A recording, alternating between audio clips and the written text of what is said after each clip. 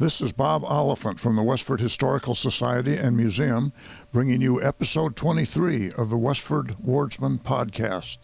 The Westford Wardsman newspaper was part of Turner's Public Spirit, a weekly newspaper in Ayer a century ago. In this episode, we'll be reading the Wardsman for the week ending Saturday, June 6th, 1908. I will add commentary to elaborate on what was happening in Westford 113 years ago. The first section in the June 6th newspaper is the Westford Center section. The new four-room schoolhouse on Main Street was open for inspection Memorial Day, and many improved the opportunity to see what had been accomplished there during the past few months. It certainly seems a model of good taste, good light, ventilation, and proper hygiene. At a meeting of the school board held on Monday evening, the appointment of teachers for the four rooms was made as follows: Miss Ruth Fisher, principal; Miss Ruth Tuttle; Miss Elizabeth Cushing; and Miss Anna Mellon. This school, of course, is the William E. Frost School that was named for former principal of Westford Academy, who had served in that capacity for 32 years. He died on November 30th, 1904, of a sudden heart attack while at the school, and Westford Academy at that time was what we know as Rodenbush Community Center. Mrs. A.W. Hartford, recently operated upon for appendicitis, continues to gain, and at this writing is commencing to sit up a little each day. You may recall that Mrs. Hartford had her appendix removed at her home in Westford on May 24th. Many people were in town for the holiday and for Sunday. Among a few noted were Fred A. Hildreth at H.V. Hildreth's, Anna, Julia, and Marion Hall at H.B. Hall's, Lawrence N. White and Grace E. Bonner at Reverend C.P. Marshall's, Mrs. Edwin Haywood at Mrs. A.P. Richardson's, Mr. and Mrs. Lyman E. Wilkins at H.G. Osgood's. At the Congregational Church Sunday evening, Mr. Marshall delivered an interesting stereopticon lecture on the Immortal Allegory of Pilgrim's Progress. At the morning service, it was a pleasure to greet Miss Carrie E. Reed from Barry. She has been a guest at Miss Mary E. Moran's. The book Pilgrim's Progress was written in 1678 by the Puritan preacher and writer John Bunyan, who died 10 years later. It is a Christian allegory, often cited as the first novel ever written in English, and according to literary editor Robert McCrum, quote, "There is no book in English, apart from the Bible, to equal Bunyan's masterpiece for the range of its readership or its influence on writers as diverse as William Thackeray, Charlotte Bronte, Mark Twain, C.S. Lewis, John Steinbeck, and even Enid Blyton." That's per the Pilgrim's Progress Wikipedia article. Invitations are out from the Alumni Association of Westford for their 26th annual reunion to be held at Town Hall Friday evening, June 12th. Reception and concert from 8 to 9, followed by dancing. As we'll see, the reunion was held on the same day, or maybe the following day, as I believe the same day as the high school graduation, the Westford Academy graduation. The next section is entitled WFD, which stands for Westford Fire Department. Genuine is the interest in the doings of the new fire company known as the Edward M. Abbott Hose Company No. 1. This was the hose company that covered Westford Center. They held their regular monthly drill Monday evening with Lieutenant Abbott in command. Various hydrants were opened and tested, and all found in good working order. Captain Burns of the Lowell Fire Department was present and gave them instruction in fighting fires. The company practiced raising the extension ladders and carrying the hose to the roofs of dwellings. Afterward, adjournment was made to the town hall, and Captain Burns gave the men a further talk on firefighting. He complimented the men on their interest and progress. The hose wagon, with its 800 feet of hose and other equipment, is an impressive acquisition to our village people. This was recently purchased at a cost of $225. Excellent housing accommodations are secured for it in the wheelwright shop on the premises of Mrs. Nelson L. Tuttle. This is the house at 14 Boston Road. The next section is called Memorial. The weather for Memorial Day somewhat conflicted with the successful carrying out of plans, but it was fittingly and creditably observed. It is the day on which the memory of the dead is honored by the living with flowers and tender thoughts, and the soldier dead are honored with special and impressive services by their comrades. From 8 in the morning until 5 in the afternoon, there was half-hour service of cars on the branch line. This is the trolley line that ran from Brookside to Westford Common, which brought many people to town. The public buildings and many private residences were decorated with flags. At 9:30, the Veterans Association formed at the town hall and proceeded to Fairview Cemetery. Captain Sherman H. Fletcher was chief marshal of the day, and the veterans were escorted by the Sons of Veterans and the Nashua Military Band. Conveyance was provided for the veterans by G.E. Gould's 4-horse barge, trimmed with flags and bunting. After the ceremonies at the cemetery, return was made to the town hall, where the following program was carried out. Call to order and welcome the Honorable Herbert E. Fletcher. Prayer, Reverend Charles P. Marshall. Our Comrades 'Neath the Sod by the Orion Quartet. Song for trombone, F.G. Cook of the band. Solo, Star Spangled Banner, Mrs. F.L. Roberts of the quartet. Reading, The Whistling Regiment, Miss Alice L. Livingston.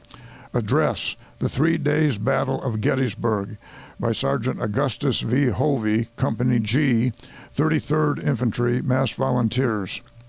Our Country Forever by the quartet. Martinique, the Nashua Military Band. Reading, Penelope's Christmas Dance. Seems like an unusual reading for Memorial Day. Miss Livingston, solo, Cover Them Over with Beautiful Flowers. Harry Hopkins of the quartet. America by the audience and the band. The Battle of Gettysburg, referred to here, had special significance to Westford veterans, as many of them fought there and 2 were killed. One was Nathan Bicknell, whose brother A.I. Bicknell was undoubtedly at this service.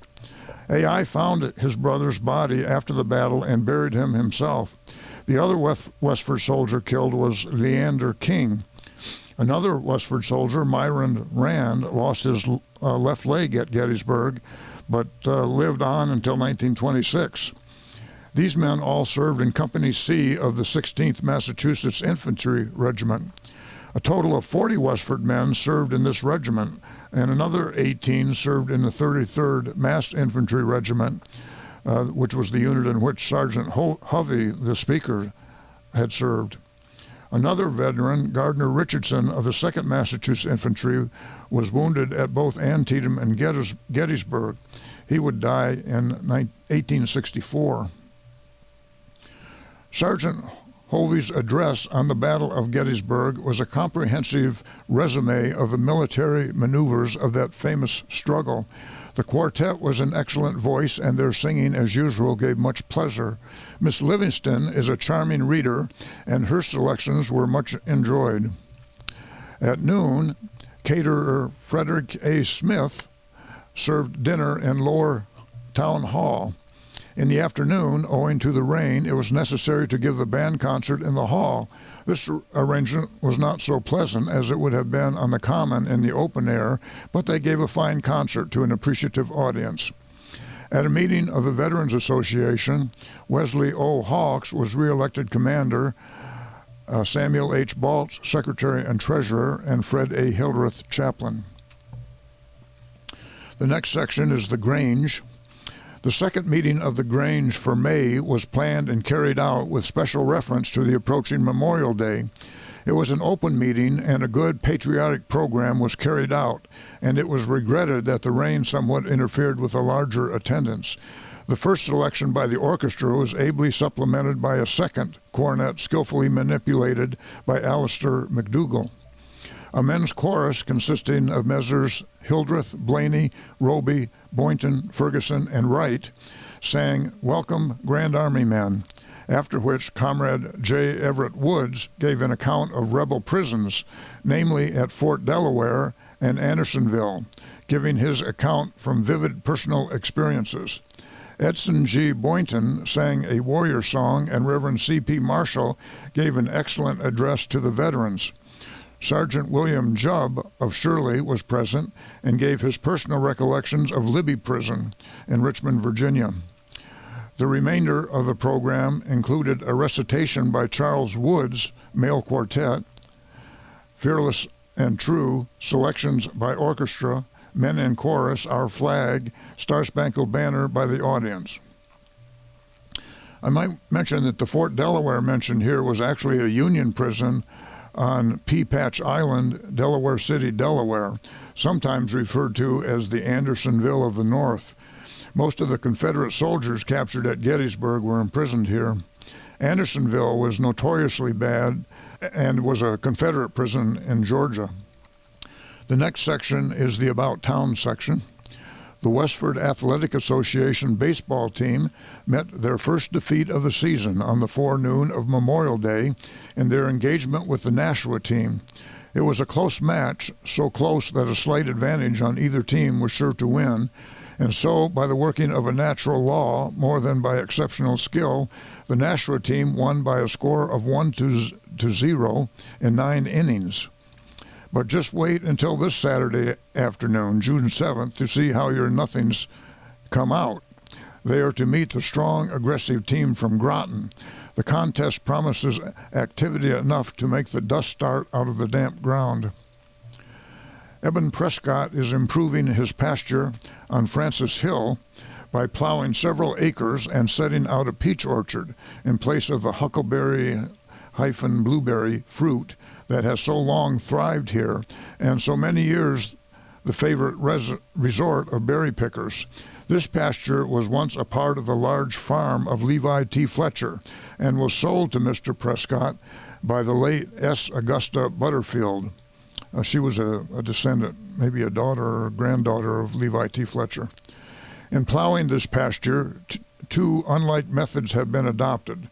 The modern swivel plow and pair of horses, the other as ancient as nature and commonly known as, quote, root, hog, or die, end quote, which nature has equipped with an automatic self-sharpening plow point.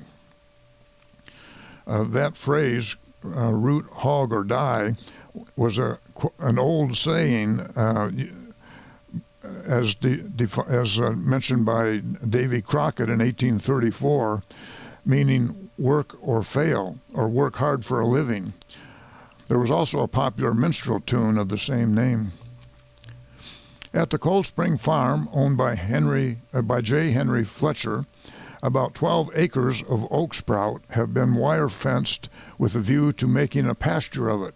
As a preparatory forerunner for a pasture, about 40 hogs have been turned in and are using their subsoil plow points in accordance with ancient agricultural ideas. The ideas would be to have the hogs root up all of the oak sprouts that were left. Wednesday morning, that would be June 3rd, testimony was offered to prove that there had been a frost during the night. The chief witnesses examined were the potato and tomato plants on the farm of F.W. Bannister, who lived on the Lowell Road, and no amount of cross-examination could shake their testimony. Memorial Day brought many friendly reunions. Among those to avail themselves of the opportunities this day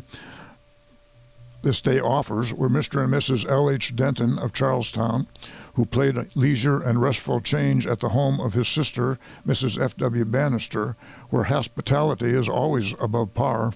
Mr. Denton is an engineer on the Boston and Maine Railroad. The old Stony Brook School, with its usual patriotism, gave an entertainment appropriate to Memorial Day, Friday afternoon, May 29th. Song and recitation, word and music, and the efficient manner of recital united to add prosperity and length of years to our republic. After this, for the charm of variety, the school sidestepped Memorial Day sentiment and gave a short, humorous play entitled My Day. The number of visitors present recalled the old-time district school when everybody visited school on, quote, last day, end quote.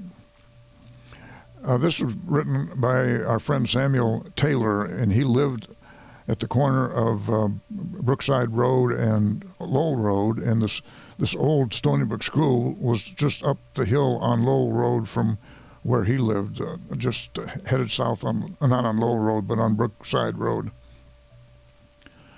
Emery J. Whitney of Littleton, who has recently purchased the Proctor House on Main Street, this was at 59 Main Street, is busy removing the stored furniture to the barn of Donald Cameron. Reverend Charles A. Allen of Waverly occupied the pulpit at the Unitarian Church last Sunday. It was to have been an exchange with Mr. Bailey, but illness prevented his going to Waverly and a substitute supply was secured. The illness of Mr. Bailey makes many a vacancy in the social and fraternal life of the town. His recovery to normal conditions of health seems promising, and with it, his usual sphere of activity. David Sherman is building a new house on Cold Spring Road. The prospect seems good for calling this locality Shermanville. The next section is the Graniteville Section. What appears to be a rather curious fact is that since the opening of the licensed saloon in Ford's Village, milk has taken a drop of 2 cents per quart. The different dealers, both here and in Forge, are making every effort to secure customers and have informed the public that commencing on June 1st, milk will be sold here at 4 cents per quart. The people here have been paying 6 cents for milk for over a year, and the drop of 2 cents per quart is quite a savings. It will be interesting to know how this milk war is going to end, and in the meantime, the householder will buy 3 quarts of milk for the price formerly paid for 2. W.K. Putney, a former principal of the grammar school here, has been retained as superintendent of schools in Needham for another year, with an increase in salary. Mr. Putney's many friends in this village will be pleased to hear of his success. Miss Margaret Driscoll and Miss Rebecca Leduc, delegates from Cameron Circle, Companions of the Foresters of America, which was a social order, are attending the Grand Circle Convention that is being held in Springfield this week. Memorial Day passed here without any special observance. Several of the public buildings and private residences were appropriately decorated with flags. In the morning, a great number from here attended the Westford Nashua ball game at Stony Brook Park, Westford Depot, after which they took in the exercises at the town hall. The rain in the early part of the afternoon put a damper on the open-air band concert, but the concert was finished in a satisfactory manner in the town hall. The same band was in attendance as last year, the Nashua Military Band. Mr. and Mrs. J.A. Healy entertained over Sunday Mr. and Mrs. Timothy Sullivan, Lillian and Nora Sullivan of Marlborough, Mr. and Mrs. James Sullivan, Forge Village, and Mr. and Mrs. John Roach and daughter Elizabeth of Haverhill. The next section is schools. The Westford Board of Education held a very interesting meeting in the Graniteville School building Monday evening, and much business of importance was transacted. The subject of transportation and transfer of teachers was freely discussed, with the following results. Damnasset School will be closed, and the children that live on the main line of electric cars will be transported to Graniteville School.